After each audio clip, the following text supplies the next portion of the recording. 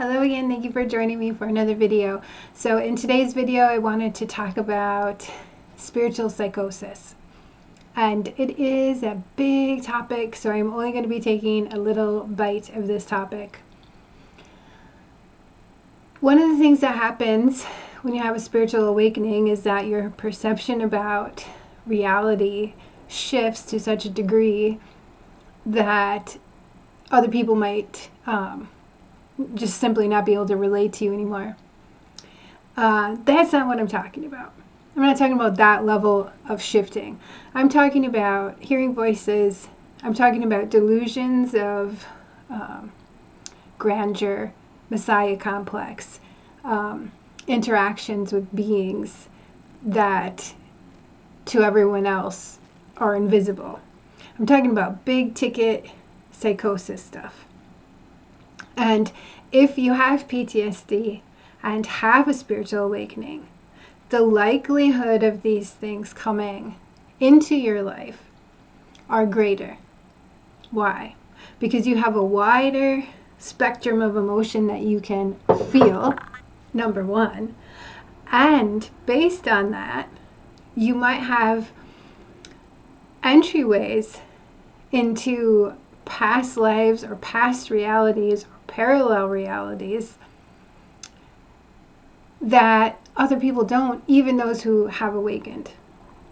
And one way I've tried to explain this to people before, everyone has the capacity for huge amounts of emotional content and awareness. And there's always this balancing feature. So if you have had incredibly low lows, your incredibly high highs have the potential to be much greater than the average person. The experience of psychosis is essentially believing things about reality that other people can't relate to. Other people don't agree is true. Maybe you didn't previously believe it to be true. So your operating system suddenly shifts. It's like you have a map of the world, and you have a map of Indiana, and then you're driving along, and suddenly the map has switched to California. The map you're using is not going to make sense to the land you're living on, and that is kind of the best metaphor for psychosis I can give you in spiritual context. Now, people can have psychosis for other reasons. I'm not going there. I'm talking about when it takes the spiritual element, because people always want to know, is that true? Is God talking to me? Am I a prophet? Am I a starseed? Am I here in a divine mission? Am I in the reincarnation of a goddess? I'm sure you've seen these things. If you haven't experienced them yourself, you've seen other people saying them, you're just like, what is going on with that person? And one way to look at this that might be helpful is to understand that the place that you live right now, the land underneath your feet, has had eons, potentially farther and longer aspects of time than are fathomable to your mind. It might not, the space you're taking up might not have always even been what we consider Earth. The layer of your awareness is limited by time and history. And when the veil thins because of a spiritual awakening, you have access to other moments in time for the landscape, and beyond that, just the spatial coordinates that you're taking up. And so now you're going to be getting information that might not make any sense at all. You could have access to energy imprints of beings that existed what we would consider far, far in the future, or we might consider far, far in the past. And some of it won't be relevant and your mind will quickly filter it out, but some of it might feel really, really real and really, really relevant and resonant to something you need to know to help your soul grow. The problem is most people don't have the tolerance for spiritual psychosis, to become so empathic to a thought, an idea, a construct, an imprint, a layer of reality, a completely alternate way of functioning. It's so vast, the potential there. It's like, you know when you go on like Hulu or Netflix or one of these things, right? If you suddenly had access, any character in any show could interact with you spontaneously. It's that sort of level of potential. And so in past times, when you would have a spiritual awakening, you'd have a guru. You'd have an enlightened person. You'd have a literal priest, not a preacher, but a literal priest, one who was communing with God, or priestess, if you wanted to get fancy. And that person's role was to keep you tethered to the vehicle you're operating in.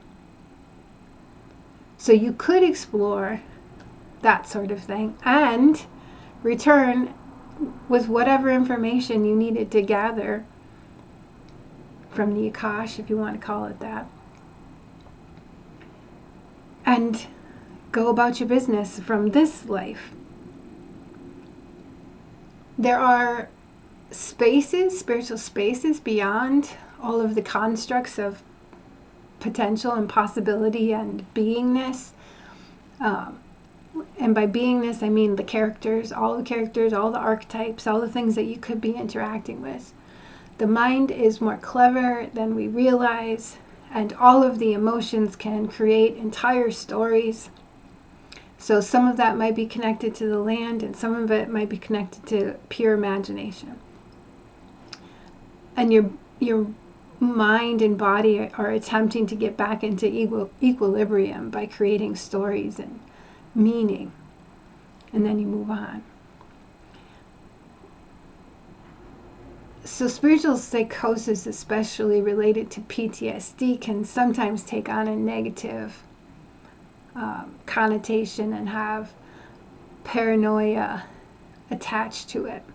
And right now, because there is so much being revealed, where we're starting to see that things aren't set in stone.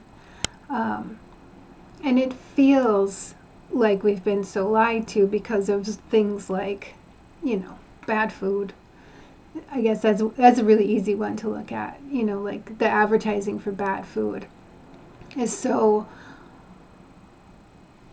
like, it makes it look so good, right? But it's so bad for you. So things like that, the advertising industry in general has messed with our minds so much that it can make you really question how, who's looking out for our best interests, really, if this has been allowed to go on for so long, and how did people not notice it until, we got to talk to each other through these mediums, right?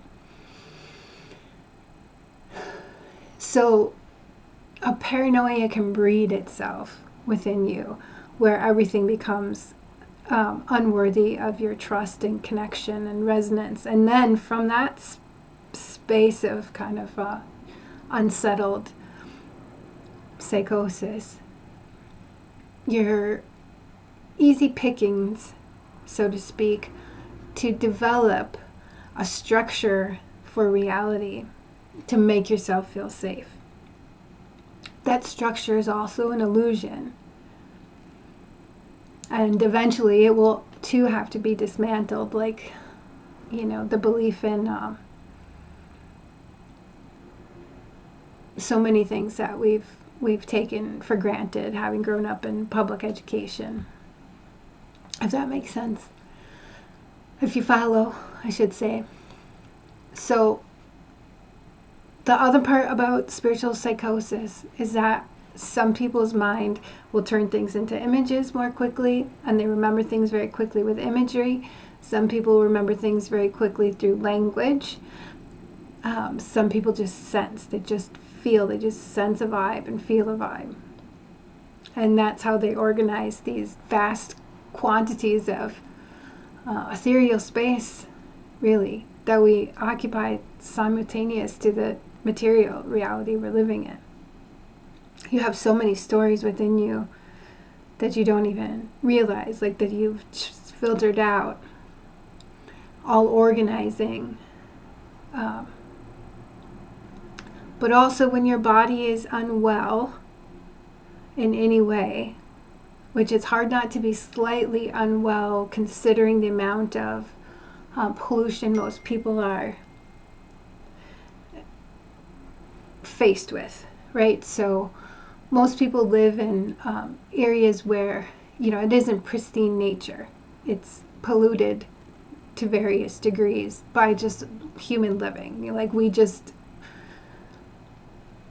have lots of plastic, we have lots of industry, we have lots of cars, we have the EMF smog from all of our devices, and that all takes a little bit of a toll on a body. It's depending on how much stress you have encountered in your life, it's going to have more of an impact. And then you start breeding microorganisms within you, and parasites have room to grow. And if they don't belong there, if they're not beneficial to you, it does feel a bit like a war. And when you're in the context of PTSD and psychosis, and it takes on a spiritual nature, this very real war within your system, it can take on this like externalized projection where you are feeling attacked at every level. I go through this all the time. I have to constantly recalibrate my gut-brain axis because I've had an extraordinarily stressful life. That's the nature of PTSD. You have extended or CPTSD, I guess. You've had extended periods of stress, and now your body gets sensitive to cortisol.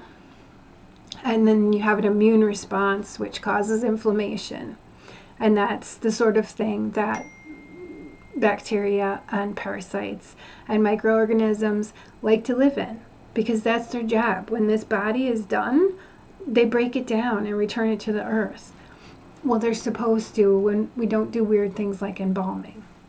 But that aside. So it's normal for them to be there, but that is part of something that's happening if you have a spiritual awakening. So you're attuned to an ethereal nature of reality, but you have not discerned yet beyond angel demon to microscopic microorganisms within me that I'm sensing have a vibe, a death vibe to them. So you have to treat those things. You have to deal with those things. You have to find the right diet for yourself, and it isn't going to be the same for everybody at all. But you should figure out what is right for you and ask for some guidance from the higher intelligence that you have complete access to, right? Because a lot of it, an amazing amount of the disjointed nature of spiritual psychosis can be dealt with dealing with the parasites and the microorganisms that are causing inflammation. Second to that is recognizing the stories, and sometimes those stories are necessary or informative. And you have the veil of amnesia, they call it, or the veil of time, which has created such a cage here in the present, so it's hard to see the truth of the even the land and even the landscape you're living on from 100 years ago, it's hard to recall what it looked like because we've shifted so much and taken on so much mental information that does not allow us the practice of looking at the energy of a land beyond the current moment to actually read what's what. Half the time that we think something is a million miles away, it's like really a million years away, not miles but years, and we get this thing confused. I think a lot of people who have spiritual awakening and suddenly feel the rush of connectedness to everything, the purity of love that comes from like God, from grace, from your own self, to suddenly have that opened up in you and like, oh, Jesus makes sense and Buddha makes sense. If from a PTSD mind, you go and you look at Buddha's writing and you say, oh, Buddha was trying to heal me personally from my PTSD, his writings and the teachings take on a whole different caliber.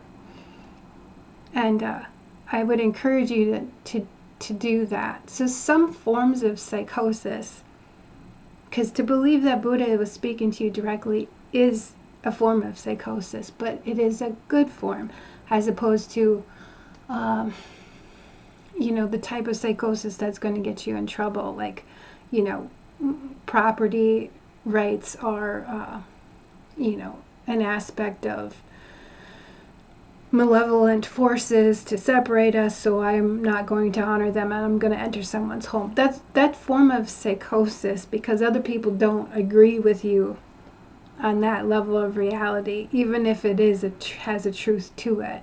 You can't walk into someone's house without facing a consequence that you don't want to face. If you hear a voice tell you to do something, you ought to remember that technology is more advanced than we realize. So before you take it to the level of everything that's coming in is God or the devil, and you need to act accordingly, understand that there is more going on to a spiritual awakening. And within and a part of it all is the grace that carries you through.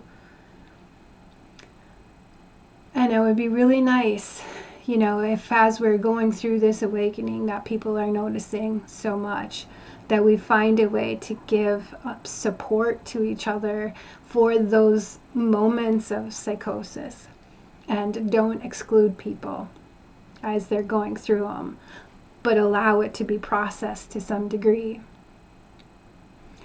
I suppose I should do a second video on that to get more into it, because I know we know those people, and I know myself, having gone through it, what I would have liked to have so I wouldn't feel so isolated, and what I think might help other people. I think it's a thing that happens if you have a grand spiritual awakening and God reaches in your heart and touches you. It's a big deal. To be confronted with people who tell you you're crazy is painful, and we can do better. So I'm going to talk about it more in the next video. Hope you are well. Take care.